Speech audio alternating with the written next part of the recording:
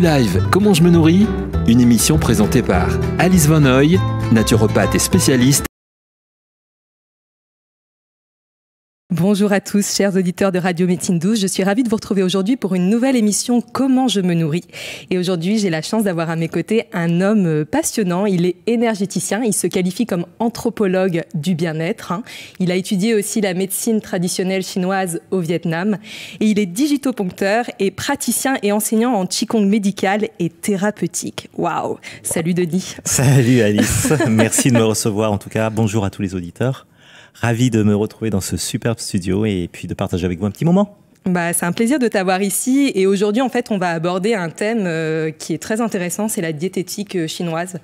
Donc c'est vrai que c'est un sujet très vaste, passionnant et vu que toi tu as un savoir quand même assez grand, c'est super que tu sois là aujourd'hui pour nous parler de ce thème très enrichissant en fait. Alors dans le mot diététique, je rebondis tout de suite parce que j'ai un petit peu un jeu de mots que j'aime bien faire, c'est la diète et l'éthique. Donc avec tout ce qui se trimballe, excusez-moi le terme, j'utilise un peu parfois des mots un peu durs.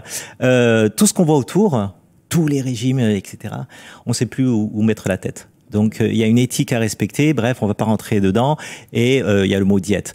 Bref, pour rebondir à cette présentation, oui, donc toutes mes spécialités que tu as bien pu lister, je me définis effectivement comme un anthropologue du bien-être parce que je crois que le corps est une bibliothèque informative et nous devons accumuler toutes ces connaissances pour pouvoir les digérer, etc., etc. Et ce qui donne en fait au résultat une personnalité.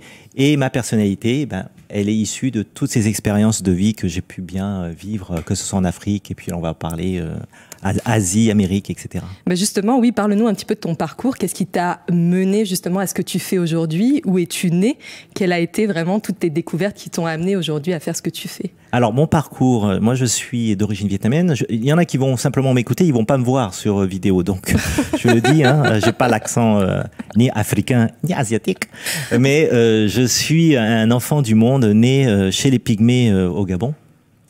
En pleine forêt, et j'ai vécu 25 ans en Afrique. Mali, en pleine forêt? Oui, chez les Pygmées. D'accord. Mali, Côte d'Ivoire, Mauritanie ensuite. J'ai travaillé au Sénégal, à Marrakech.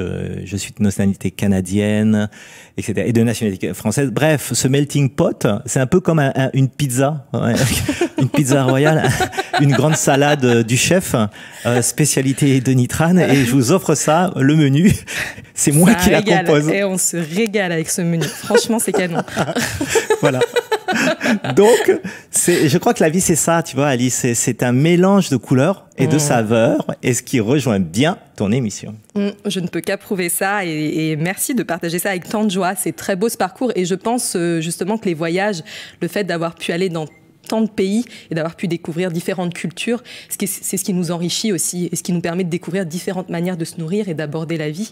Et donc, je pense que ça aussi rejoint cette vision très holistique de se dire, mais dans chaque pays, comment on se nourrit à tout niveau. Donc ça, c'est très enrichissant. Alors, le terme holistique, il faut le retenir. Je crois que tu as touché le mot-clé.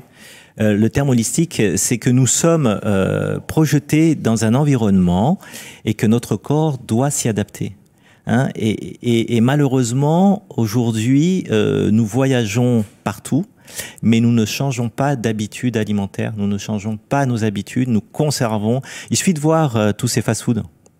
Vous allez au Mali, vous allez en Asie, vous allez n'importe où, vous voyez un fast-food, je dirais pas les noms, partout. On mange de la même manière, tous s'uniformisent. C'est un peu comme les couturières, il y en a plus maintenant. Il y a que du prêt à porter. Donc il y a du prêt à manger. C'est pas l'enseigne dont je parle. Il y a du prêt à manger. Et là, qu'est-ce que ça fait pour le corps? Eh bien, c'est comme un programme qui nous est soumis tous les jours, tous les jours, tous les jours, et on devient tous, je dirais, uniformes. Et ça manque de couleur, je trouve, Alice. Ah, mais complètement. C'est vrai que cette notion d'individualisation, elle est primordiale. Oui. Et donc, et en voyageant, on découvre que justement, il y a différentes approches. Donc, c'est vrai que la diététique chinoise, bon, en France, on en entend un petit peu parler. Ça se rapproche de la naturopathie, en quelque sorte. La médecine traditionnelle chinoise, un peu comme l'Ayurveda et la naturopathie, se retrouvent sur de nombreux points clés, qui est la vision holistique et l'approche individualisée de l'individu, voir que quelqu'un qu'on a en face de soi, c'est une personne bien unique et que l'alimentation qui va lui convenir sera forcément unique. Et donc, c'est très important que cette personne soit au courant de ses modes de fonctionnement et qu'elle apprenne au fur et à mesure à trouver les aliments qui lui correspondent le mieux en fonction de sa constitution, de ses antécédents, de tout son parcours au final et de qui elle est dans son unicité. Et ça, c'est primordial. Donc, je pense que ce qui regroupe vraiment les grandes médecines traditionnelle dans le monde, c'est cette vision holistique de l'individu qui fait qu'on a vraiment en nous quelque chose d'unique et qui fait qu'on aura des besoins bien spécifiques qu'il est important d'honorer au quotidien pour se sentir vraiment en forme optimale, au mieux de sa forme. Oui, alors tu as deux mots, encore une fois, le terme holistique, j'agrée complètement, et le terme unicité. Alors, holistique, unicité, c'est quelque chose qui est en expansion et quelque chose qui est très centré à l'intérieur de soi. L'unicité, nous sommes tous uniques, c'est vrai. Même si nous avons les mêmes composants chimiques et biologiques, nos paramètres sont identiques, même malgré la couleur de peau. Par contre, cette unicité, c'est notre espèce humaine, une espèce. Il y a l'espèce végétale, l'espèce humaine, animale, etc. Et le côté holistique, c'est tous les paramètres qui nous entourent, nos habitudes de vie, le climat, le biotope au niveau des plantes, des animaux, etc.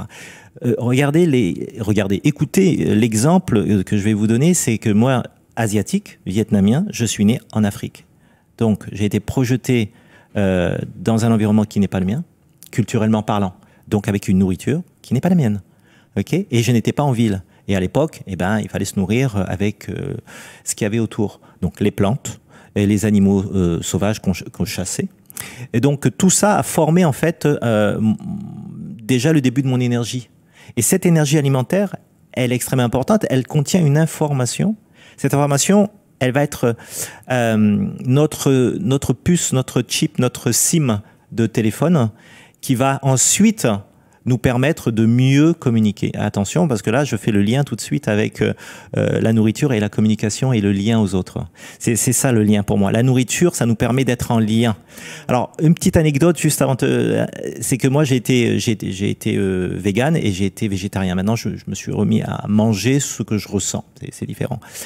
J'ai pu constater des grandes différences. On pourra en parler éventuellement si on a le temps. Néanmoins, c'est le corps va s'adapter dans la vie à des étapes de vie. On grandit, on croît, on voyage, on se déplace, on a des challenges émotionnels et la nourriture change en fonction de nos états émotionnels. Et ça, il faut tenir compte parce que notre nourriture, ce qu'on mange, est notre médicament. Notre premier médicament, on le sait, sans toucher à la pharmacopée, etc., c'est notre médicament. Donc, en mangeant correctement, on se respecte soi-même et on peut améliorer son bien-être. Ça te parle, toi aussi? Ah, mais je suis à 100%, c'est ce que je prône au quotidien. Vraiment, nous sommes ce que nous mangeons et notre aliment est notre première médecine. L'alimentation, la manière de se nourrir, c'est la première manière d'impacter notre santé, en plus des pensées et du conditionnement mental dans lequel on est. C'est-à-dire que pour moi, je pars du principe qu'on est ce qu'on mange, mais qu'on est aussi ce qu'on pense, que les deux sont très étroitement liés et que une belle alimentation, c'est à la fois ce que je mets dans mon assiette, mais ce que je mets dans ma tête aussi, et que les deux doivent être vraiment plein de vie et de positivisme, parce qu'encore une fois, comme j'avais pu le nommer dans une autre émission, on peut se nourrir de manière vraiment optimale, en adéquation avec ses besoins, de répondre physiologiquement à tous les besoins qu'on a, mais d'avoir un mental qui est complètement emprisonné dans tout un tas de pensées négatives et destructrices, ce qui fait qu'au final, on ne va pas jouir pleinement de la superbe nourriture qu'on vient d'ingérer. Voilà. Donc pour moi, encore une fois, on en revient au terme holistique. Comment je me nourris? Qu'est-ce que je mets dans mon corps? Qu'est-ce que je mets dans ma tête? De qui je m'entoure quand je mange? Est-ce que, encore une fois, je mange dans un environnement très stressant, oppressant, où je suis avec des gens que je ne supporte pas? Ou est-ce qu'au contraire, je suis là sur ma petite terrasse au soleil, en train de savourer bouchée par bouchée mon plat, en mastiquant bien et en ayant en tête tous mes bons souvenirs de vacances ou tout un tas de belles images qui viennent colorer ce moment où je suis en train de me nourrir physiquement.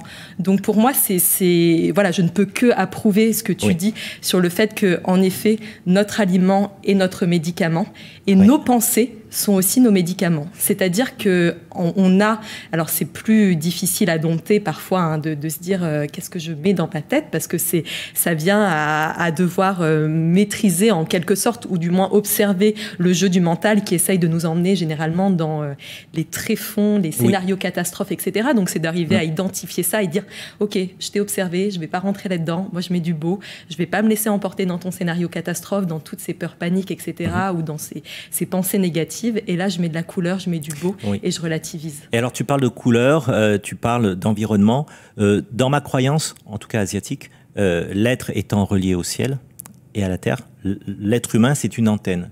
Donc je vais faire l'analogie là et le parallèle avec une tige, une plante, un arbre. L'être humain, au même titre que l'espèce végétale, eh ben, il est vertical. Donc il va capter le soleil et il va prendre le soleil, il va se nourrir du soleil, il va se nourrir de ce qu'il va manger et il va prendre aussi de ce qui vient de la terre. Okay, ce parallèle est important parce que cette verticalité va assurer un lien entre le cosmos et notre petite terre minuscule dans l'univers. Quand on y pense véritablement, c'est minuscule. Et sur ce minuscule grain de poussière dans tout l'univers va pousser des plantes merveilleuses et va nous donner du goût. Mais alors, ce goût, je trouve que c'est un miracle parce que si on prend conscience du goût, eh ben on ne peut être qu'en joie.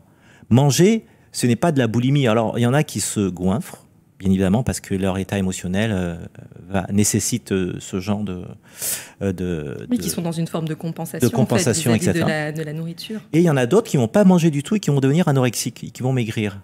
Et je trouve ça tellement dur pour eux de ne pas constater, comme tu le disais un peu tout à l'heure, que c'est une telle joie de pouvoir profiter de cette abondance, parce que quand on parle de nourriture, il y a de l'abondance. C'est pas vrai qu'on manque de nourriture.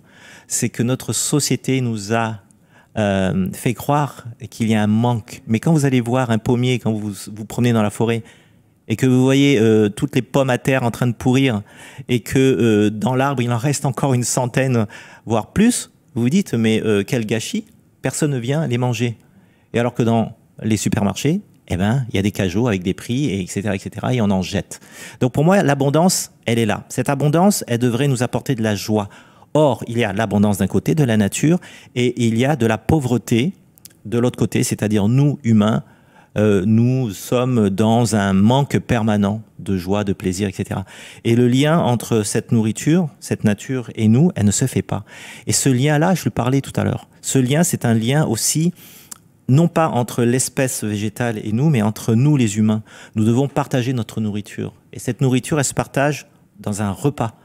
Elle se partage ensemble, en rigolant, en buvant ensemble, lorsqu'on se réunit. Et en tant qu'énergéticien, je ne peux m'empêcher de penser, quand tu parlais, derrière les lignes, derrière tout le discours que tu tiens, il y a cette cohérence entre tous les éléments, c'est-à-dire la couleur, la saveur, tous nos sens, les yeux. Et un plat qui est présenté traditionnellement, quand je dis traditionnellement, c'est qu'en Afrique, par exemple, j'allais dans les villages et puis le chef du village, m'offrait voilà, dans une calebasse du mil avec des aliments, le sanglier qui venait d'être tué, etc. Eh ben, même si c'est difficile de prime abord d'aller chercher des nourritures avec des saveurs qu'on ne connaît pas et de se méfier un peu de l'hygiène ou autre, ça c'est qu'une croyance. Et de l'autre côté, d'aller dans un restaurant 5 étoiles où il y a 3 légumes qui se battent en duel, avec à côté de ce restaurant un fast-food et puis un autre petit restaurant. Eh ben écoutez, dans tout ça, c'est une histoire de goût, c'est une histoire d'amour entre vous-même et vous-même. Pourquoi ? Parce que vous n'allez pas aller parce que vous avez faim, parce que tout le monde il est midi et c'est la pause déjeuner du boulot. Vous n'allez pas aller sortir systématiquement, dire je vais aller acheter un sandwich et le manger sur le pouce. Finalement, on fait tout ça. On rentre dans une sorte de mécanisme automatisé et on oublie le goût qu'on a d'apprécier, ne serait-ce que notre sandwich pendant 15 minutes. On peut manger un sandwich, c'est pas ça que je dis. C'est qu'on peut apprécier chaque moment, chaque instant où on est en train de croquer un aliment et l'ingérer, l'insérer dans son cœur, dans son âme et avoir un gros sourire. Mais ça se fait pas. Regardez autour de vous les gens qui mangent. Il n'y en a pas un qui sourit. Mais c'est de retourner à la pleine conscience, à être vraiment dans l'instant présent et aussi dans l'amour de soi. Parce que moi, j'associe vraiment cet acte de se nourrir à un acte d'amour de soi. Quand on choisit des beaux ingrédients, quand on prend le temps de bien savourer, de bien mâcher, on fait du bien à notre corps, à nos cellules et on se donne de l'amour en quelque sorte. Donc c'est vrai que c'est des moments privilégiés quand on se nourrit et c'est important de le considérer et de prendre ce temps-là en se disant bon ok, là je mange non pas parce qu'il est midi et qu'on doit tous aller manger même si j'ai pas faim. Non, c'est de se dire ok, là je ressens l'appétit et c'est une belle sensation que de ressentir l'appétit. Je l'honore, je vais me nourrir avec quelque chose de magnifique à tout niveau. Et vraiment ça, quand on se place dans cette dynamique-là de s'offrir le meilleur, pour moi c'est un pas vers l'amour de soi qui est immense. Et c'est là qu'on rentre en tant que praticien énergéticien dans l'énergie.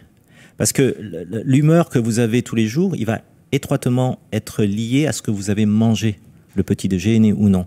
Donc, si on parle énergétique, là, un peu plus dans cette émission, les Chinois, dans la médecine traditionnelle chinoise, considèrent que la plante que nous mangeons, je ne parle pas de l'animal, hein, vous voyez, on parle de la plante avec ses racines, eh bien, dépendamment si on mange le haut de la plante, le milieu de la plante ou les racines, et l'eau, il y aura un effet totalement différent. Hein. Quelqu'un qui aura besoin d'un ancrage va manger les racines. D'accord. Quelqu'un qui aura besoin d'énergie va manger le haut de la plante. Quelqu'un qui aura besoin d'une posture, d'être bien dans sa vie, d'être ici, présent, va manger le milieu de la plante. Hein, après, plus on s'élève de la plante, donc vous avez des plantes rases, mais vous avez des grandes plantes, plus vous montez vers la plante, plus vous allez vers le yang, c'est-à-dire le principe actif de la vie. Plus vous allez descendre dans les profondeurs de la terre, aller chercher la racine, la betterave, les pommes de terre, etc., plus vous allez aller vers le yin, c'est-à-dire le côté, on peut dire féminin, le côté passif. Il ne faut pas le prendre de manière péjorative, hein, ce que je dis. Le côté plus renfermé, silencieux de l'être. Et c'est les deux mélanges du yang et le yin qui va former l'équilibre en soi. Et l'assiette devrait pouvoir contenir ces deux principes. Avez-vous constaté quand vous allez dans un restaurant chinois que les assiettes sont très colorées? Vous avez les 5 couleurs dans les assiettes. Très souvent, il y a le blanc du riz, ok. C'est pas une couleur le blanc, mais ça réunit toutes les couleurs. Vous avez du rouge, vous avez du jaune, regardez, vous avez du vert. Le bleu, ben on va l'associer à l'eau, donc la soupe, on va l'associer à tout ce qui est mariné, tout ce qui baigne dans de la sauce. Donc dans un plat équilibré chez les Asiatiques, il faut qu'il y ait les 5 saveurs, les 5 couleurs. Et là, en fait, les 5 couleurs sont associées aux 5 saveurs, forcément. Est-ce que chaque... donc tu vas nous dire, le rouge c'est la mer, c'est ça.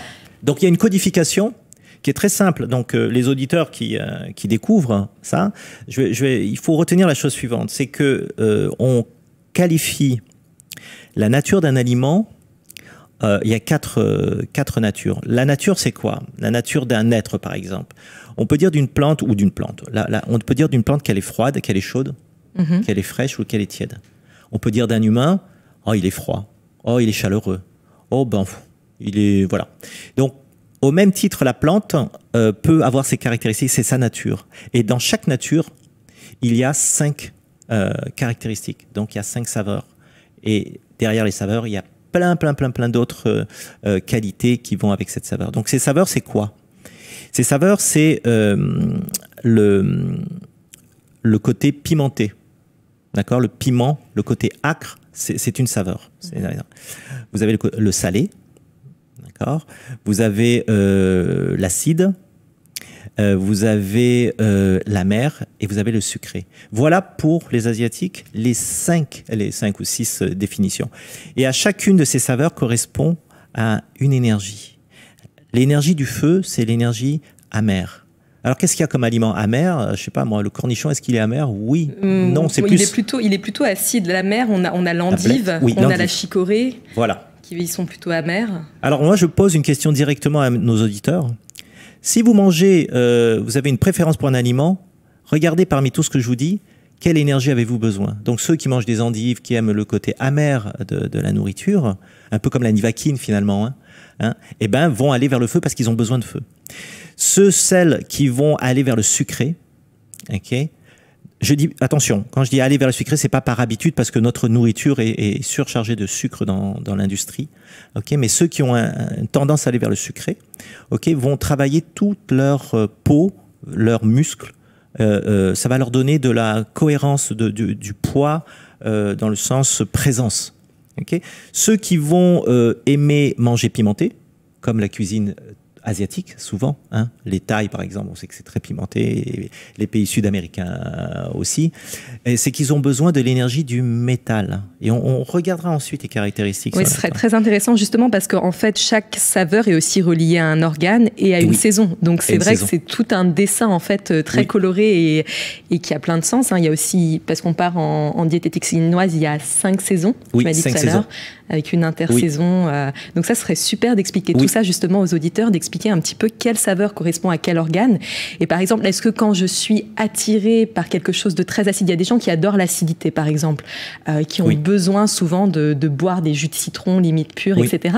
Est-ce que ça veut dire que le foie par exemple est en déficience, est congestionné ou autre? Comment on interprète par exemple toutes ces envies de saveurs bien précises? Le corps, cette intelligence du corps, cette intelligence qu'il a, va vous diriger, vous, être humain, vers une saveur. Tu viens de parler de l'acidité.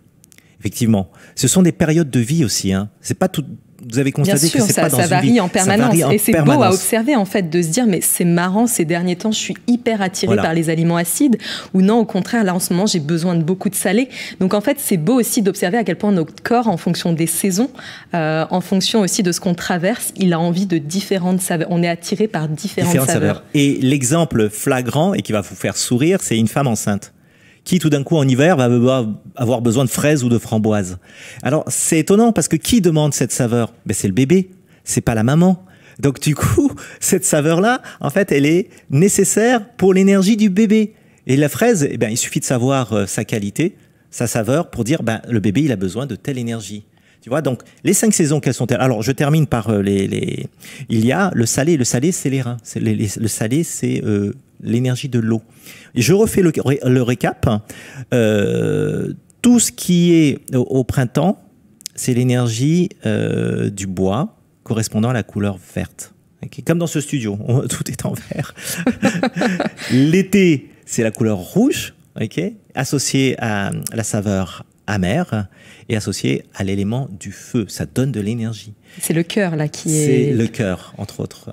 Les intersaisons, tu en parlais juste maintenant. Chez les Chinois, il y a des intersaisons, c'est-à-dire des saisons intermédiaires entre chaque saison, hein, définies par les équinoxes et les solstices. Ces intersaisons, eh bien, c'est la terre. Et la terre, eh bien, c'est tout ce qui est sucré. C'est l'énergie de la terre, l'énergie apportée par le sucre, et ça gère, en fait, la rate et l'estomac. Donc, tout le système digestif, finalement. Le métal, c'est l'automne. On rentre dans la période d'automne, donc c'est l'énergie du métal.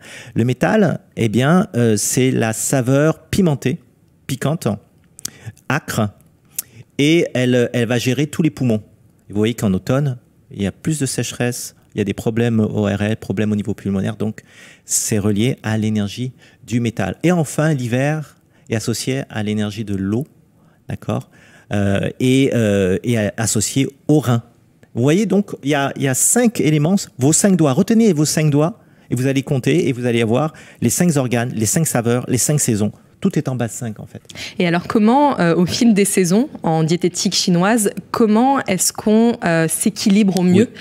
Comment on équilibre au mieux son assiette? Est-ce que c'est parce que je rentre, par exemple, en hiver, que je vais devoir manger plus salé pour aider mes reins à traverser cette saison? Ou est-ce qu'au contraire, comment on oriente justement l'auditeur à écouter pleinement ses saveurs et à composer au mieux son assiette selon les saisons?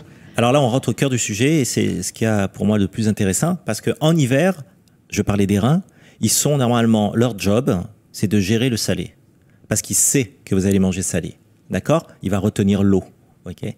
Donc, c'est pas ça. En fait, il aurait fallu en préventif s'occuper l'été de se préparer pour l'hiver. C'est toujours une saison décalée dans la diététique chinoise. C'est-à-dire que aujourd'hui, maintenant en hiver, je me prépare non pas pour le printemps, mais je vais me préparer pour l'été, pour manger correctement, pour avoir suffisamment d'énergie au niveau du cœur, le feu.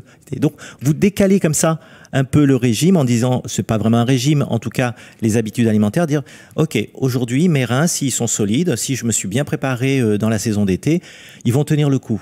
Par contre, si je me sens malade l'hiver, là, il va falloir que je mange du salé, parce que je faiblis. Mais encore une fois, là, ce sont des grandes lignes. Il faut faire un diagnostic, etc. Il faut bien sûr aller voir un praticien spécialisé qui va prendre justement le pouls pour voir les différentes loges, voir comment pulse chaque organe. Pas forcément, mais en tout cas faire un bilan énergétique en médecine traditionnelle chinoise ou astrologique chinois, parce que je le fais aussi par l'astrologie, et le praticien va identifier en fait les manques et compenser ces manques en fonction de la saison. C'est bien beau de dire vos reins sont faibles, vous avez eu une opération, donc il ne faut pas manger salé. Mais c'est générique, ça ne veut rien dire ça. Donc vous voyez que chaque cas est différent, qu'il ne faut pas généraliser. Bien sûr. Bien sûr, il faut avoir les grandes lignes, enfin, c'est important d'avoir les grandes lignes et de se dire bon, bah, voilà, comment ça fonctionne. Mais c'est toujours très enrichissant en fait, de découvrir une nouvelle manière de se nourrir. Là, il se trouve qu'on parle de la diététique chinoise, mais il y a aussi l'Ayurveda, comme on disait tout à l'heure, où il y a l'alimentation hypotoxique en naturopathie.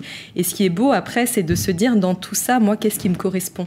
Et qu'est-ce qui fait sens en moi et comment je vais composer la meilleure assiette qui me convienne là, à l'instant présent, par rapport à ce que je traverse, par rapport à la saison, par rapport à l'époque du moment, comment je vais me nourrir. Et donc, c'est beau d'avoir toutes ces informations et d'être aussi aiguillé là-dedans, de se faire en effet aider par une personne spécialisée qui va pouvoir faire un bilan de santé, un bilan de vitalité, en disant, bon ben voilà, là, il manque peut-être, il y a peut-être un vide du rein, un vide du foie, telle chose. Il y a peut-être trop d'acidité, si on en revient aussi aux propos en naturopathie, il y a un terrain trop acide ou il y a un terrain qui est complètement déséquilibré. Enfin, c'est beau en fait d'observer à quel point dans cet accompagnement alimentaire, en fait, pareil, on est tous uniques et même si on a les grandes bases, notre assiette sera forcément après unique en fonction de notre... De toute manière, le critère primordial du choix, faites un test ce soir. Passez devant un restaurant, si vous voulez pas aller au restaurant, regardez le menu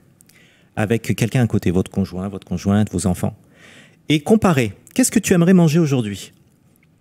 Eh bien, chaque jour sera différent. Si vous repassez devant tous les jours et que vous faites le même test, chaque personne de la famille ou vos amis vous donneront une idée différente. Aujourd'hui, j'ai pas envie de manger ça parce que j'ai mangé hier, etc., etc. Et c'est étonnant de voir que chacun d'entre nous avons dit ça c'est appétissant, tandis que l'autre va vous dire non, ça j'ai vraiment pas envie en ce moment. Oui, mais c'est la saison de ces légumes, etc. Oui, mais j'en ai pas besoin.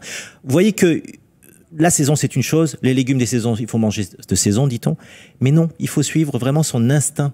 Et cet instinct, il vient par le goût, j'ai envie de. Ok, à un moment donné, vous en avez tellement mangé que vous allez arrêter naturellement. Donc, il n'y a pas de problème. Le corps sait dire stop.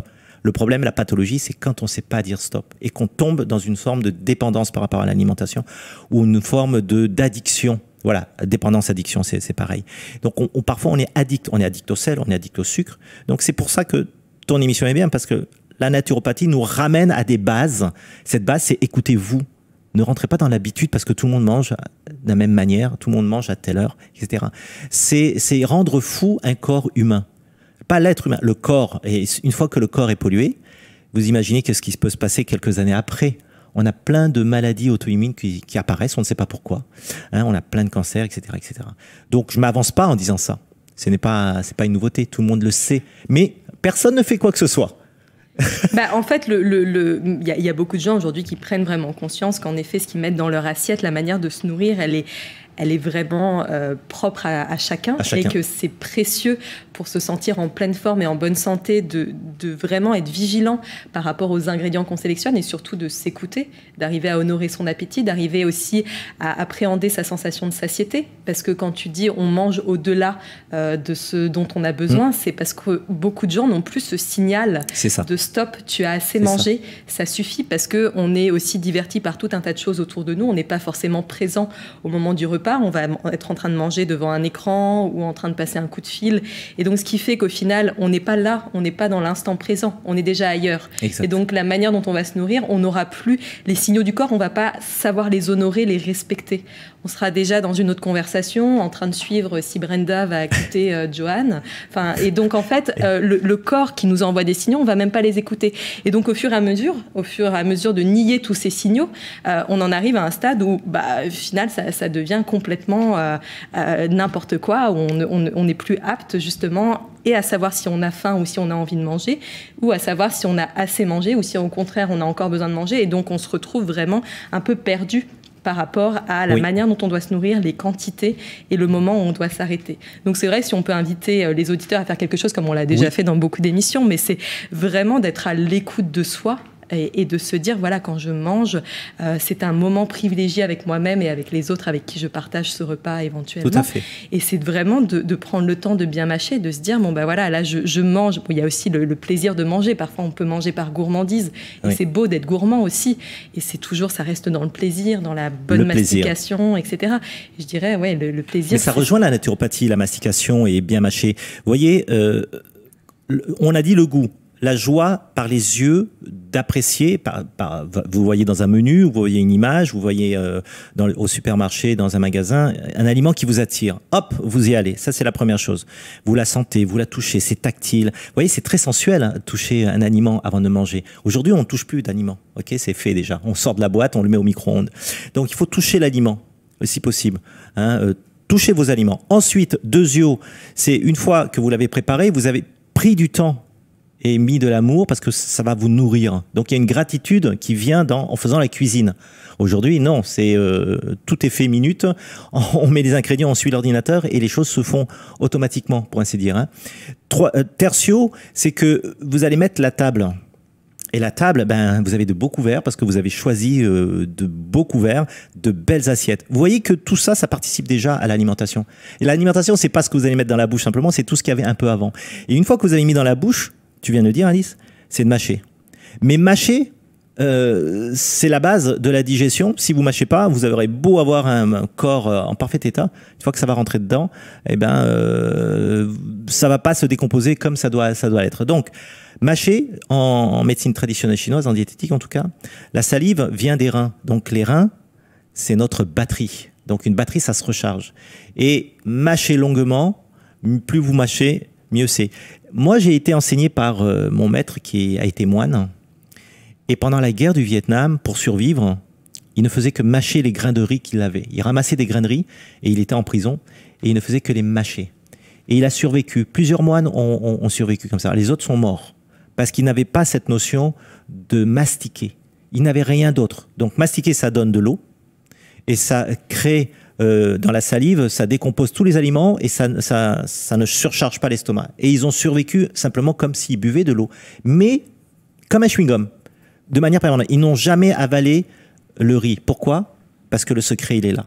Ils n'ont pas avalé la cosse. Ils ont recraché la cosse du riz. Le secret du jeûne, en tout cas tel que moi je l'ai appris, c'est de recracher la cosse du riz complet qu'on avait, et d'avoir absorbé simplement la salive. Si vous faites ça pendant plusieurs jours, voire plusieurs semaines, c'est comme ça qu'au Vietnam, on traite les cancers.